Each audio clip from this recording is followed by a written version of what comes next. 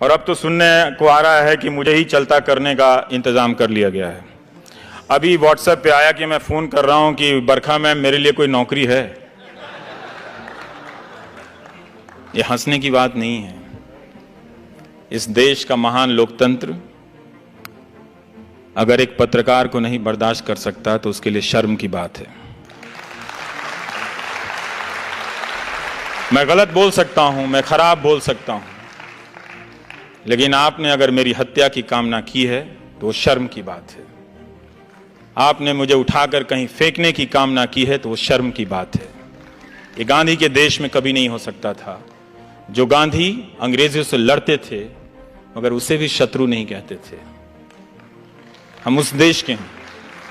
आप मेरा मजाक उड़ा रहे थे उस दिन। वो सबसे शर्मनाक दिन था जब मेरा फोटो तरह तरह से ट्विटर पर बनाकर चलाने लगा। किसी ने टीका लगा दिया, किसी ने गेरुआ लगा दिया। मैं पहनता हूं भाई गेरुआ,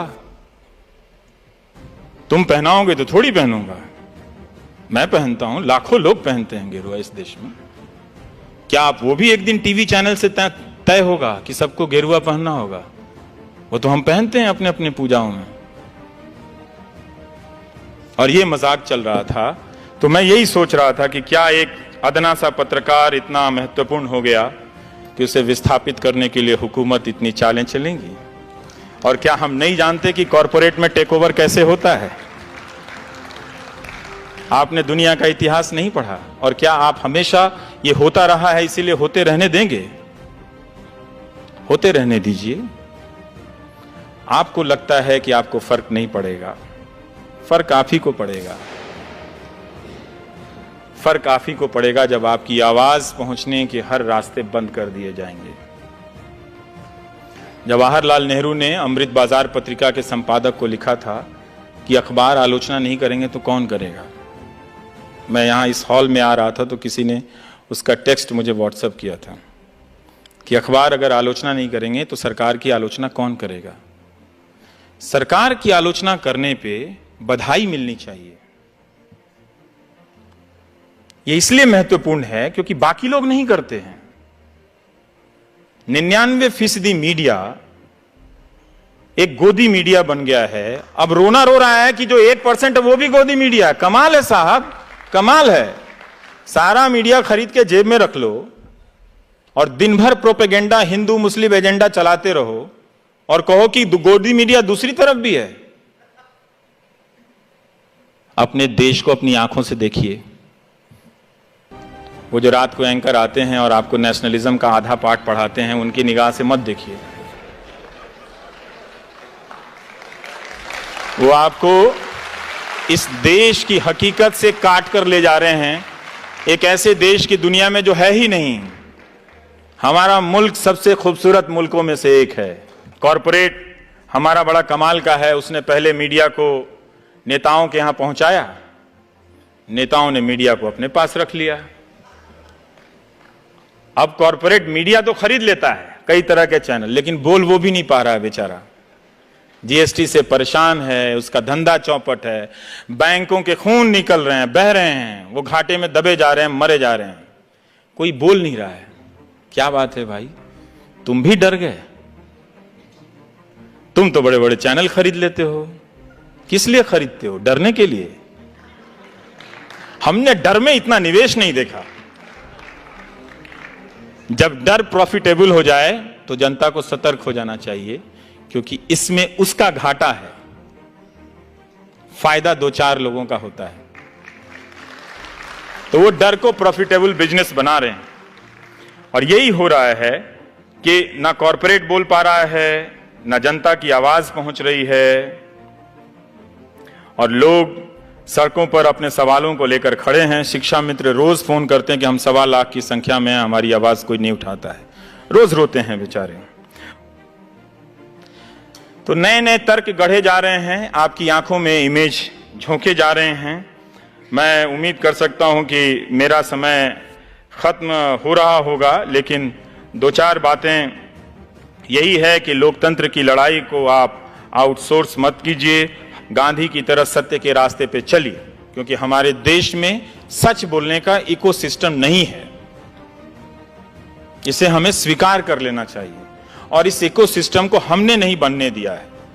जो भी जरा सा चलता है हम उसे पागल घोषित कर देते हैं। जो ईमानदार होता है, कोई कलेक्टर आ गया, वो ऑनेस्टी से काम करता है, उसी के रिश्तेदार बोलेंगे पागल हो गया। ये दुनिया बदल देगा क्या? अब तक आप झूठ के साथ खड़े रहे हैं, कुछ साल तक सच के साथ खड़े होने का प्रयास तो कीजिए, हो जाएगा। वो राजा हरिश्चंद्र की जो कहानी सुनाई जाती है कि वो बर्बाद हो गए, बने थे सत्यवादी चलने, पूरा परिवार तहस नहस हो गया, अंत में उनके पास कुछ भी नहीं बचा। ये कहानी इस देश में सुनाई जाती है राजा हरिश्चंद्र के लिए की। पता है क्यों? क्योंकि आप हमेशा डरे रहे। और ये कहानी कौन सुनाता है पता है? जो पावर में होता है। गांधी ने ठीक इसका उल्टा किया। गांधी ने सत्य के साथ प्रयोग किया और खुद प्रयोग किया, लेकिन उस सत्य को अधिकांश जनता का हथियार बना दिया। ये लो सत्य। आज सीबीआई और जेल के डर से हमारा अपोजिशन भी नहीं बोलता, और गांधी ने उस सत्य के दम पे लाखों लोगों को, अंग्रेजों की जो डर का सबसे बड़ा कारखाना था, अंग्रेजों का फैक्ट्री थी डर की, जेल, उसमें ले आकर भर दिया। गांधी ने कहा अपने भीतर जेल जाओ और अपने भीतर के डर से आजाद हो जाओ। इनके पास टैंक है, तोप है, अफसर हैं, कानून है, सेलुलर जेल है, सब है, लेकिन जिस दिन तुम जेल जाने के डर से आजाद हो जाओगे, बाकी आजादी मिल जाएगी। ये गांधी का सत्य था। गांधी ने इसी सत्य के लिए अपनी जिंदगी दी। वो कहते थे कि सत्य की खोज में क्रोध, स्वार्थ, घृणा आदि विकार स्वभावतः छूटते जाते हैं, अन्यथा सत्य की प्राप्ति असंभव ही हो जाए। सत्य की खोज में सफलता प्राप्त होने पर मनुष्य में प्रेम और घृणा, सुख और दुख आदि के द्वंद्वों से पूर्णतः मुक्त हो जाता है मनुष्य, और वो अपना पैमाना गांधी बनाते रहते हैं। आप देखेंगे कि गांधी अंतिम तक प्रयोग कर रहे हैं। वो हारते हैं। वो अपनी अहिंसा, जब भारत आज़ाद होता है तो जिस अहिंसा को लेकर वो 30 साल तक प्रयोग करते हैं, वो बिखर जाती है। एक किताब है सुधीर चंद्र की, गांधी एक असंभव संभावना। आप पढ़िएगा कि गांधी आखिरी वक्त में फिर अकेले खुद को जुटाते हैं। वो चाहते थे 125 साल जीना, लेकिन बाद में उनके जीने की इच्छा समाप्त होने लगती है और वो नोआखली चल देते हैं। तो जैसे आज ट्रोल होता है, वैसे ही तब होता था कि बापू आप पहले बिहार क्यों नहीं जाते हैं, बापू आप कलकत्ता में क्यों नहीं रुकते, आप हिंदुओं के यहाँ क्यों नहीं रुकते, आप मुसलमानों के यहाँ क्यों नहीं रुकते। तो दोनों तरफ के जो सांप्रदायिक लोग थे वो गांधी जी का ट्रोल करते हैं। लेकिन गांधी क्या करते हैं उस ट्रोल के बाद? कई बार हम लोग ट्रोल से डर जाते हैं, तो मैं बताना चाहता हूं कि गांधी क्या करते हैं। गांधी उस वक्त एक बात बताते हैं कि हिंदू मुसलमान दोनों हैवान बने हुए हैं, क्या इसमें से निकलने का कोई रास्ता नहीं है? रास्ता तो है, दोनों में से एक जानवर ना बने। जो निखिल डे कह रहे थे, आखिरी बात जो उनकी थी उस बात को समझिए, दोनों में से एक जानवर ना बने। यही इसमें से निकलने का सीधा रास्ता है। ये गांधी ने कहा था, और वो पहचानते थे। जब ये ट्रोल के जरिए किसी की हत्या पर उत्सव मनाया जाने लगा, यहाँ वहाँ के तर्कों से सवाल किए जाने लगे, तो लोगों ने कहा कि हम तो ऐसे ही थे, भीतर से हम लोग सब कम्युनल थे, बाहर आ गए उसमें। तो बाहर कम्युनल आए तो खराब लगे, तो उसमें नेशनलिज्म थोड़ा सा ऊपर से डाल दो, उसमें मलाई। तब भी गांधी जी कहते हैं कि जो बहुत हिंसा होने लगती है, कि हम लाचारी से अहिंसक बने हुए थे, मगर हमारे दिल में तो हिंसा भरी हुई थी। अब जब अंग्रेज यहाँ से हट रहे हैं तो हम उस हिंसा को आपस में लड़कर खर्च कर रहे हैं। हम आज भी उस हिंसा को आपस में लड़कर खर्च कर रहे हैं।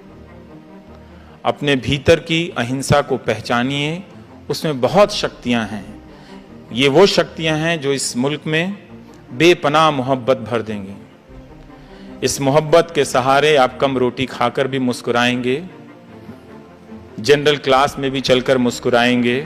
ये मोहब्बत नहीं रहेगी तो बुलेट ट्रेन में भी आप डरे रहेंगे कि कोई मुहर्रम या विसर्जन के समय पत्थर तो नहीं फेंक देगा।